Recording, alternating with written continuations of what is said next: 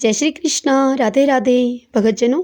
आज मैं आप सबको पोष मास में सुनी जाने वाली तुलसी जी की एक बहुत ही सुंदर कहानी सुनाऊंगी। इसमें तुलसी जी की महिमा का बहुत ही सुंदर वर्णन किया गया है। आइए अब कथा सुनते हैं।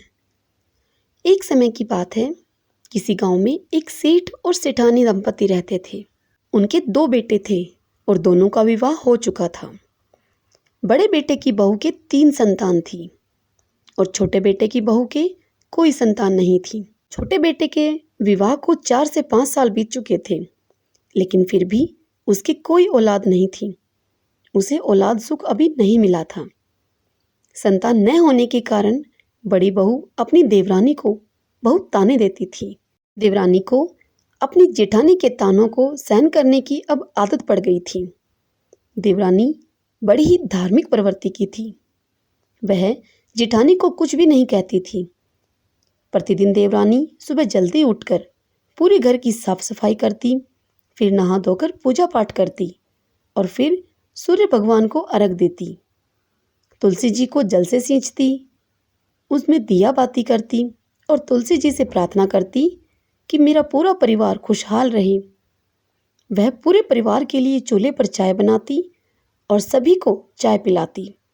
इस प्रकार से सभी परिवारजनों का समय बीत रहा था। वह देवरानी कभी भी आलस नहीं करती थी। जो भी उसे जब भी काम के लिए कहता, वह उसके काम को तुरंत ही करने के लिए चल पड़ती। वह किसी के काम को भी मना नहीं करती थी। उस देवरानी का नाम ममता था। जैसा नाम था वैसा ही उसका स्वभाव था। एक दिन जेठानी के बच्चे की तबीयत खराब हो गई। तब ममता ने शीघ्रता से तुलसी के पत्ते को तोड़कर उसे मसलकर उस बीमार बच्चे के मुंह में डाल दिया और उस बच्चे से कहा कि तुम इस पत्ते को दांत से मत चबाना, केवल होठों और जीभ से मसलकर खा लेना। तुम जल्द ही ठीक हो जाओगे। जब जेठानी को इस बारे में पता चला तो वह देवरानी पर बहुत नाराज हुई और देवरानी से कहने लगी कि मेरे बच्चे को तेज बुखार है, इसे डॉक्टर के पास लेकर जाने की बजाय तुमने ये क्या किया? तुम तो बिल्कुल ही गंवार हो। तुम इतना भी नहीं जानती कि तुलसी के पत्तों से भला बुखार कभी उतरा है क्या? और यह सब कहकर देवरानी को सुनाती हुई वह बच्चे को लेकर डॉक्टर के पास चली गई। तब डॉक्टर ने उसे बताया कि बच्चा तो बिल्कुल ठीक है, इसे यहाँ क्यों लाई हो? यह सुनकर जेठानी ने जब बच्चे को देखा तो बच्चे का बुखार उतर गया था। अब जेठानी को बड़ी ही शर्मिंदगी महसूस हुई। अब 2 दिन के बाद की बात है, ममता के जेठ को तेज खांसी चलने लगी। उस समय ममता की जेठानी अपने मायके गई हुई थी और सास ससुर सोए हुए थे। अब ममता ने झट से तुलसी के पत्ते तोड़कर उनसे काढ़ा बनाया और फिर वह काढ़ा अपने जेठ को पीने के लिए दे दिया, जिससे ममता के जेठ को बहुत आराम मिला। जब जेठानी मायके से वापस आई और उसे यह सारी बात पता चली तो वह बहुत खुश हुई। अब ममता को परिवार के सभी लोग बहुत मान देने लगे थे। सास ससुर की चहेती तो वह पहले से ही थी, अब तो जेठ जेठानी भी उसे पसंद करने लगे थे।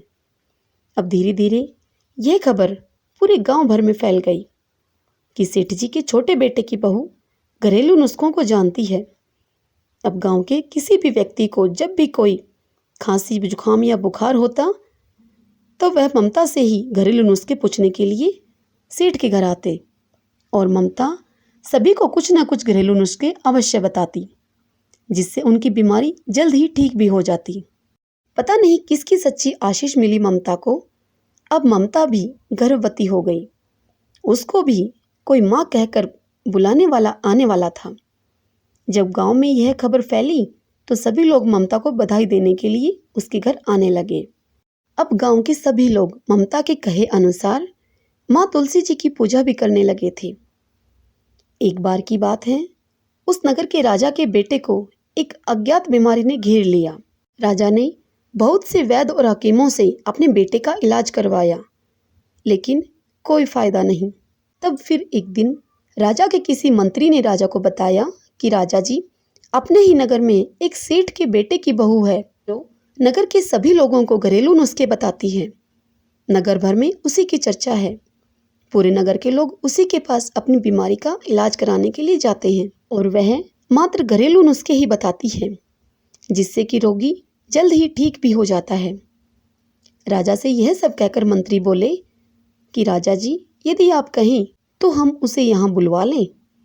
तब राजा ने मंत्री से कहा कि नेकी और पूछ पूछ, जल्दी बुलाओ उसे।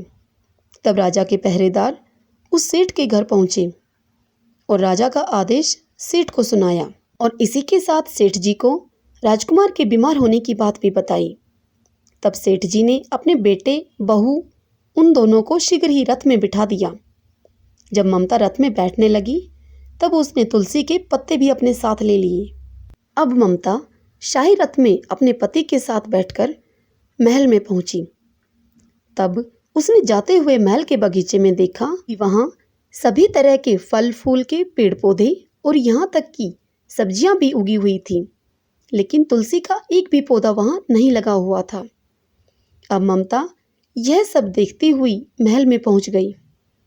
महल के अंदर जाकर ममता ने राजा के बच्चे को तुलसी का एक पत्ता मसल कर उसके मुंह में दे दिया और फिर तुलसी के पत्तों से काढ़ा बनाकर ममता ने रानी माँ को दे दिया और रानी से कहने लगी कि हे रानी माँ, बच्चे को एक एक चम्मच काढ़ा बीच बीच में आप पिलाते रहिएगा। ऐसा करने से राजकुमार शीघ्र ही स्वस्थ हो जाएंगे। और फिर ममता महारानी से बोली कि महारानी जी, यदि आप बुरा ना माने तो आपसे मैं एक बात पूछ सकती हूँ। तब रानी बोली कि हाँ, पूछो। तब ममता बोली कि महारानी जी, आपके बगीचे में एक भी तुलसी का पौधा नहीं है। यह सुनकर रानी कहने लगी कि क्या तुलसी का पौधा इतना जरूरी होता है? तुलसी के पौधे की क्या महिमा है? मैं नहीं जानती हूँ, मुझे बताओ तुलसी की क्या महिमा है। तब ममता ने तुलसी जी की क्या महिमा है, तुलसी जी कौन है तथा तुलसी जी का महत्व क्या है, सब रानी माँ को बताया और फिर तुलसी का पौधा महल के बगीचे में भी लगाया और रानी माँ को तुलसी के पौधे की पूजा करने की विधि भी बताई। अब कुछ ही दिनों में राजा का वह बेटा जिसका ममता ने इलाज किया था वह बिल्कुल स्वस्थ हो गया। अब तो राजा बड़ा ही प्रसन्न हुआ और ममता और उसके पति को राज दरबार में बुलाया और फिर ममता से खुश होकर राजा ने ममता को वैद्य हकीम के पद से सम्मानित किया और इसी के साथ ममता के पति को राज दरबार में मंत्री का पद देकर सम्मानित किया। राजा के ऐसा करने से ममता और उसका पति बहुत खुश थे। अब राजा ने सारे नगर में यह ढिंडोरा पिटवा दिया कि सभी लोग अपने घर के आंगन में तुलसी का पौधा लगाएं।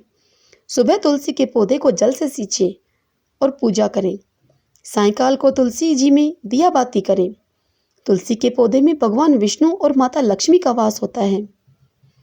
जिस घर के आंगन में तुलसी का पौधा होता है वहाँ लक्ष्मी जी सदैव विद्यमान रहती हैं। जहाँ तुलसी का पौधा होता है वहाँ रोग और बीमारियाँ नहीं रहती हैं। वहाँ सकारात्मक ऊर्जा विद्यमान रहती है।